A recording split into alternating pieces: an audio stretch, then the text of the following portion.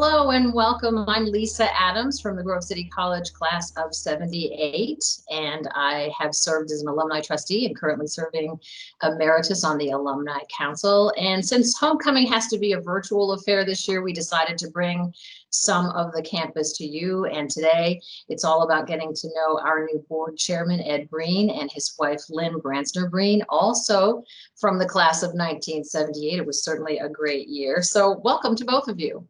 Great to see you, Lisa. Thanks. Well, and we know you are currently serving as the executive chairman of DuPont. You've been involved with the Grove City Trustees since 2001, and both of you are alums who certainly have been very involved with the college. You've come back, you've hosted events, Lynn, in your home for Grove City alumni and friends. And also, if people visit the campus, they certainly see your names on the Student Union building. And so let's start there. Let's talk about what that's meant to you to be able to offer the kind of financial support that helped to build that beautiful building right at the heart of the campus that the students love and use all the time, even in this unusual semester. Yeah, so we were very honored to be able to participate in that. It was a capital campaign that the college did more than 10 years ago, more like 15 years now, I think. And it was actually the biggest campaign the college had ever done.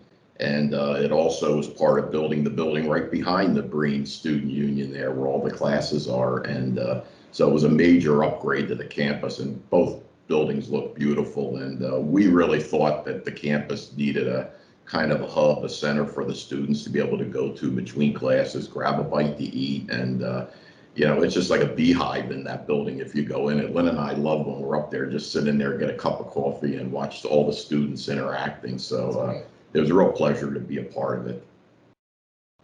A big upgrade from the Gee Dunk when we were there. Yeah, we had a one room, and Lisa, you'll remember this because you probably sat in there a lot, but we had one room with about 10 different tables in it called the Gee Dunk, and that was, quote, the student union for us back then. And we love that though, but this is no comparison now, just a beautiful building. Great space. Yeah, it is a terrific space. Yes, I do remember the Gee Dunk well, the Italian ice and pretzels there.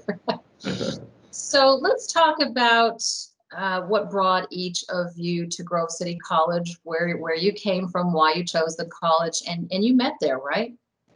Yes, I actually am from Michigan originally, and I wanted to find a small Christian college. I wanted to go somewhere outside the state of Michigan, expand my horizons a little bit.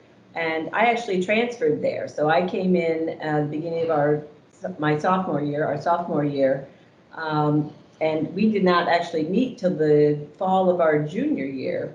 And it's kind of a funny story. I was sitting in the West Dining Hall with one of my sorority sisters, and these two guys come in, and they're kind of hot and sweaty and muddy and didn't really smell that good. And they sat down, because his friend knew my sorority sister, so Ed sat down next to me, and I turned to him and I said, well, who are you? And that's how we met. And he tells everyone, he delights in telling everyone that I picked him up at dinner and that I also asked him out on our first date, which I don't know if that's exactly accurate, but yes, I did invite him to my sorority Christmas party that year a couple months later. So that is in fact true. It is true. It was the first date. I remember going back to my roommate, Scott Keck, and I said, man, this is easy. She's like doing all the work here. I don't have to do anything. Yeah.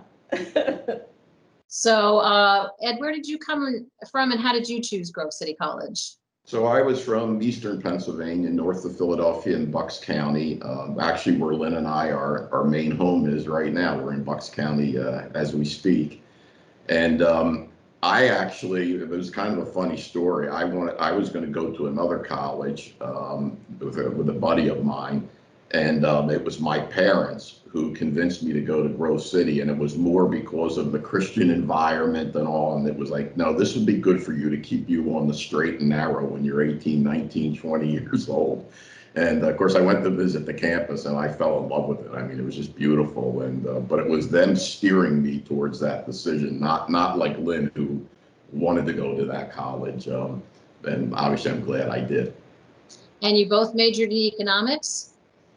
Yeah, I was both business and economics, and Lynn was economics. Yes. So we actually did a few classes together, which was rather interesting because we definitely competed a little bit, who was going to get the better grades. And our professors knew we were competing and we were a couple. So it was kind of fun. Yeah, yeah. So, and many people have followed your impressive career, your business ethics, obviously, being somebody who hasn't been afraid to take on really large challenges, turning companies around. But what can you tell us about yourself that we might not read on the pages of the Wall Street Journal, or we might not see in an interview on CNBC? Well, my daughter was interviewed once about me, and I'll just repeat that quick. She's like, the dad I know or the father I have is nothing like the person we watch on CNBC in a suit and a nice tie and all that. The guy we see has holy sweatpants on. His shoes look like they're 30 years old with holes in them. And that's the dad we know. And so, you know, I'm a family guy. I know I have this image in the business world, but at the end of the day, my free time is, you know, spent with my family and all. And I think they view me very different than that person they do see on TV. Yeah, we have three great kids. Our oldest son, Matthew, is married, lives in New York City, and has one of our three-year-old grandson. Our daughter is married, lives in Colorado outside Denver, and she has three boys, three grandsons. And then our youngest, Ryan, is in Philadelphia, and he's married, and we're waiting, hopefully, that they will produce the princess of the Breen family, because right now we've got four grandsons, and our oldest son, Matt, in New York, they're expecting again, and it's another boy. So we're going to have five boys, and we need somebody to get on the other side. Balance things out. Well, you certainly have the boy formula down there. Yeah. So I mentioned earlier that you both have supported Grove City College so faithfully, but Ed, I know you are still working. So what's motivating you right now to step back in? What made you feel called to chair the Board of Trustees at this point in time? Well, you know, look, David Rathburn, a good friend of mine, just did a fabulous job as chair of the board for so many years. And we have such a great administration. So it kind of makes it a pleasure to be able to work with all the trustees and the administration and President McNulty. And so when they asked me about doing it at this point in time, I just thought it's such a critical time in higher education with colleges and universities. You know, you pick up a paper every day and read the issues and, you know, and financial issues, even pre-COVID, that is going on. And I think, you know, Grove City stands for some very important pillars. You know, it's a Christian environment. It's a rigorous, great education. It's a beautiful campus. We keep our tuition as low as we can keep it to make it affordable for people. We've always had these principles, and I just think they're the core to us being successful going forward. So I want to be a part of that mission and help Grove City continue to be a big success. The one thing we've done so well over the years as a board and all is to really fiscally be conservative. So the college has very, very little debt, which is unusual for many campuses, and we try to balance our budget every year. And so a lot of those principles are very important to me. And you know, I want Grove City decades from now to be just as healthy as it is today, and I'm pretty sure we will be.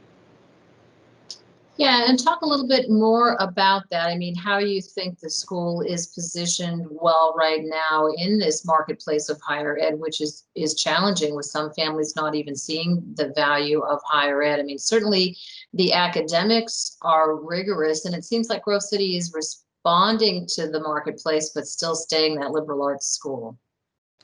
Well, you know, look, we stand for important things. I think when you apply to Grove City College, you generally want to go there. I mean, it's your first choice. I think a lot of it because of the Christian environment and what we stand for, and you're going to get a great education. So I think that's important. I mean, we're not having a problem attracting the right student that we want to get. Now, we've got to continue to be fiscally responsible so the college is healthy going forward. But one of the things I'm excited about is coming in as the chair is at some point here, we will start a new capital campaign. We haven't done a capital campaign actually since the Breen Student Union building, which is many years ago. And I think that's vitally important for us as a college to do that, and we will put money into an endowment, which will really help the future for our students, to help them if they can't financially afford to go to Grove City totally. And we can also do some capital campaigns on campus to upgrade some buildings and do some things. And I think that will be part of the vibrancy of the next decade. So I'm excited about that. And Lynn, you too, excited to step into a larger role here? I'm always willing to do anything that I can. As you mentioned, we've hosted several events at our homes, and it's always great to run into fellow Grovers. In fact, we were in Florida this winter, pre-COVID, and we ran into 3 couples that were at our club, and they're like, Ed, Lynn, and we're like, oh my gosh! And they had been to an event we had hosted down there maybe 3 or 4 years ago, and they were getting together, and there they were, Grovers, and it's great. We have actually a gal from our church right now that's at Grove City, Emily Clark, and it's great. We love to encourage kids to check out Grove City, and although none of our kids, the fact that we went there was the kiss of death for our kids. They didn't want to go there, but that's okay. But we encourage lots of other kids to check out Grove City College, and it's a great place. Quite a few have gone. Quite a few have gone, exactly. So it is homecoming, a virtual affair this year, not the way that any of us envisioned it, but I know that both of you have come back for homecomings in the past. I've seen you at some of our classes, special year celebrations, but you also both were involved in Greek life when you were on campus. So talk about what you like about coming back to homecoming under normal circumstances. Well, we've been back several times over the years. We've been back, for Beta Sigma events. We've been back for Tri-Sig events, the anniversary of the sororities. And, we have a group of girls that I went to school with. We're all friends on Facebook, and we communicate regularly. And we keep saying we're going to have a girly reunion. We haven't quite gotten that planned yet. But I do have to say that my sorority sisters have aged far more gracefully than some of his fraternity brothers, and he could tell you about that experience. Yeah, we were back a few years ago, and it was amazing. From the late 70s, we've had over 70% of the fraternity brothers back for an event at one of the hotels. And Lynn and I were actually late, so everyone was pretty much already in the room, and we go to walk in the room to try to find the right spot. And I turned to Lynn, very seriously, by the way, I said, I don't think we have the right room. These are a lot of old people in here. I think we got to go look. And she goes, no, we're at the right room. and guys I remember with a lot of hair were totally bald. And but you always remember their voice. That was the one thing when I went in. As soon as they spoke, I knew who they were. And but I said to Lynn when we left afterward, I said, do we look as old as a lot of those people? Yes, unfortunately, that's the case. Yeah, that's just the way it is, I guess. Well, it's been so great to spend a little bit of time with both of you and to help our alumni and friends of the college get to know both of you a little bit better. Is there anything else that you'd like to share with folks before we go?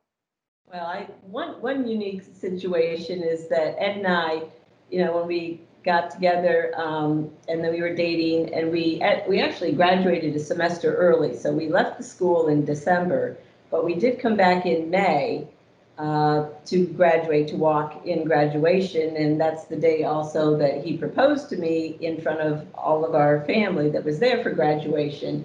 But the thing we always remember is Nancy Paxson. She used to say, look to your left, look to your right, your future mate might be in sight. Well, Ed and I, Branstner, Breen, we were right next to each other in the yearbook. We walked in graduation next to each other because of our last names in alphabetical. And so here I'm looking to my right, and here he is. Yeah, Lynn was getting her diploma on the stage, and I was already on the stage right behind her. It was pretty amazing. And by the way, I just closed with saying I was back up with President McNulty and the team about 4 weeks ago on campus for a day, beautiful day in August. The campus just looks spectacular. I just love being there and walking around. So we're going to miss being there, all of us, for homecoming, but I'm pretty sure we're all going to be there in 2021 together. Looking forward to seeing everyone next year, 2021. Well, thank you both for chatting with us, and thank you for all you've done for Grove City College and all you will do in your new role as chair of the trustees, Ed. And thanks to all of you who have joined us to take a little bit of time to get to know Lynn and Ed a little bit better. We thank you who are watching also for your faithful and constant support of Grove City College. We need it right now, especially during these COVID-19 times. So as Lynn said, we look forward to seeing you at Homecoming 2021. It will be on October 8th through the 10th. Hopefully everything will be great by then. So prayers for the safety of the campus right now, and continued prayers for Grove City College. Thanks, Ed and Lynn. Thank you. Thank you.